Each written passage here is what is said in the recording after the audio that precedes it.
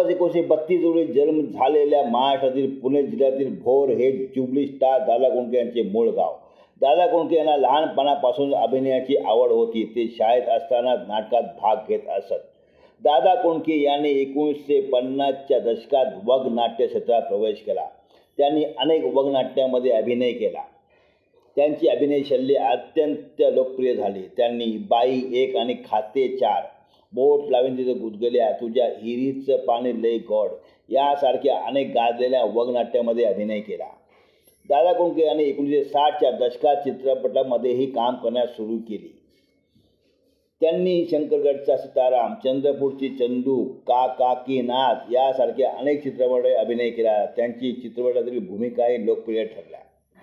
त्याचबरोबर भालजी पेंढारकर यांच्या मार्गदर्शनाखाली दादा कोंडके यांनी निर्माता म्हणून पहिला मराठी चित्रपट सोंगाड्या बनवला व त्यानंतर एकापेक्षा एक असे दर्जेदार मनोरंजक सिनेमे बनवून सिनेरसिकांची सेवा केली. दादा कोंडके सारखा ज्युबली स्टार कलाकार मराठी चित्रपटसृष्टीत आतापर्यंत झाला नाही व यापुढे देखील होणे शक्य नाही.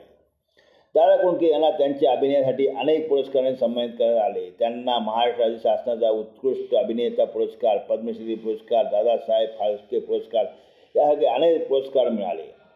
दादा कोंडके हे एक अत्यंत लोकप्रिय अभिनेता होते. त्यांची अभिनय शैली अत्यंत विनोदी आणि लोकप्रिय होती. त्यांनी अनेक गाजलेल्या वगनाट्यामध्ये चित्रपटांमध्ये अभिनय केला.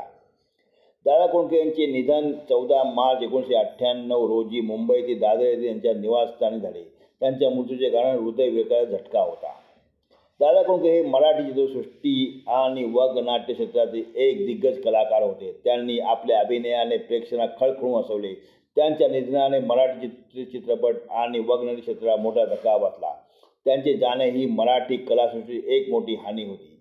दादा कोंडके आजही प्रेक्षकांच्या मनावर कायमची छाप सोडून गेले आहेत. त्यांचे चित्रपट आणि वगनाट्ये आजही लोकप्रिय आहेत.